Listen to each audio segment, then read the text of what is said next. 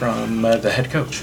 Well, I was very proud of our team tonight, and we had a very tough test against Binghamton. You know, said this before we started the tournament. They're a very well coached team and fundamentally sound. You know, their starter did an outstanding job. He's up to 93, 94 miles an hour with a really good slider. I thought we did a great job taking a lot of pitches from him, getting to their bullpen, and each guy that he went to, I thought, did a nice job. We were very fortunate to come out on the winning end tonight. Got a really good start from Kyle Simons, and when we went to the bullpen, you know, Andrew and Mark did a great job of making that stand up. And I don't know, from an offensive standpoint, I thought we did a really good job setting up some innings.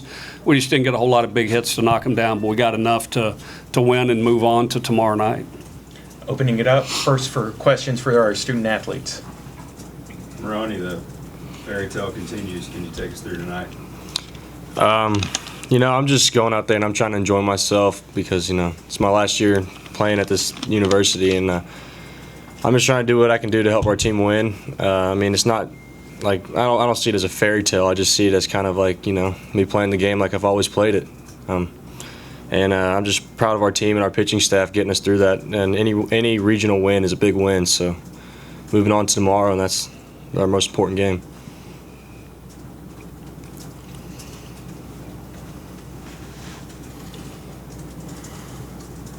Benny, can you take us through the emotions as the game wore on, and then how you were able to use that to your benefit as you've done so many times?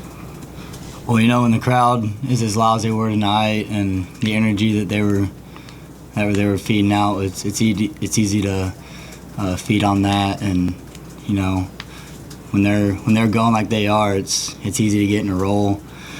And Coach Childress and Michael Barish did a good job of keeping me sane and keep my heart rate down, and trying to go back out there and just be relaxed and do what I do. So. What do they do to keep you sane? Can you tell us? Coach Childress has he gets to talk to me between I'm a cardiologist. He just sits me down and lets me know how to react and what I should do. So that's all I'm gonna say about that. Just along those lines, then we have to ask, what did you think of him calling you his binky? I don't know. That's as good a compliment as I can give you. Yeah, the trust that he has in me it goes a long way. So I'm just appreciative, I guess, but pretty funny. Opening up for questions for anyone, including the head coach, Gabe. Andrew, if they have to kind of keep your emotions in check, but does it help to have the emotions? I mean, this game was an emotion-packed one. Does that help you? Yeah, I think it helps me a little bit. It gives me energy, and I'm a guy that feeds off emotion, and so I have to keep it in check at times. But I feed off of it, and when the crowd gets going like that, you know, I kind of try to rise to it and just let it happen. Jonathan, is it fun to play in an emotional game like that, or is it just a little too close for comfort in the situation it was in tonight? It's always fun to play when you got 8,000 people back there screaming as loud as they can. We got a whole dugout full of hungry athletes just ready to go whoop somebody. And I don't know, it's really fun to feed off of, and it's a lot of energy just going in there. And sometimes you just got to check it and make sure you're staying within yourself and not trying to be too big and make something happen. But I love it whenever we got all those people yelling for us. When you hit that one, did you know it was gone straight away? I don't know. It was kind of like in between. I hit it, and I knew I hit it well, and I just watched the center fielder start to run back, and you know, and it went out, and I wasn't shocked. I guess I was just pretty excited. A lot of emotions. Coach, every year, teams that make a run have a guy emerge late.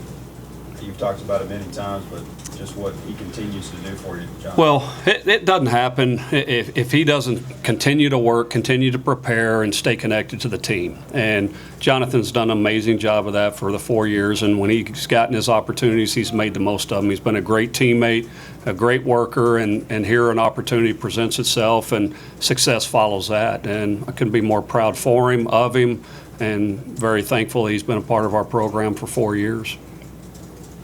Rob, what is it like for you to watch from the dugout as this game gets emotional and your players are getting emotional but able to handle it? Well, doing our best to try to keep keep their poise and their composure as to, being able to finish that game off the right way. And thought Andrew went out and had a great 8th inning when we needed it the most with their guys coming up and got it back together. And Mark Ecker was very efficient there in the 9th. And, like I said earlier, Binghamton deserves an awful lot of credit. They were very well prepared, and, those arms are very, very talented. The first guy and the last guy could pitch for anybody in the country. Was it a pretty easy decision to go to your closer late, even though he was getting outs, because now you're set up to maybe use them both tomorrow or Sunday? And that was the decision. Andrew was at 40-plus pitches and want to be able to have him back as quick as we can. And he had done his job, and Mark has been the guy that's been the finisher for us. And, he did it in only 6 pitches. And so we'll have both those guys available tomorrow, hopefully. Rob, can you touch on the passion of Michael Barish? He had the crowd going there for a minute. Well, he does. I mean, we've said the best compliment I can give him is what you see is what you get out of him. 24 hours a day, 7 days a week, whether he's 0 for his last 10 or 10 for his last 10, he makes everybody around him feel better. He brings everybody around him up another level, and, he does it the right way, and it's sincere. And, he's a special player, and very fortunate to have that guy, too. He's going to get a chance to play a long time, but he's going to be a great coach one day, too. With a game that's emotional as this one, does it help or hurt to get your team ready to go tomorrow night against Wake Forest? Well, I think it's always good, especially when you come out on the winning end. And, obviously Wake Forest played at a very high level today, and, we'll have our hands full with them tomorrow. Any other questions for our panel? Can you give us a little bit on Wake Forest, what you've been able to learn about them?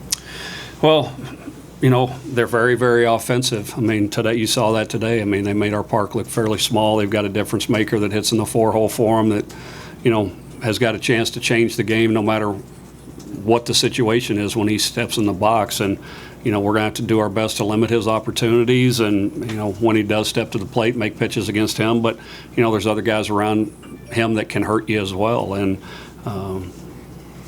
they played in just as tough a league as we did, so there's nothing that they haven't seen that we're going to show them tomorrow. They'll be prepared, and it ought to be a great Saturday night game.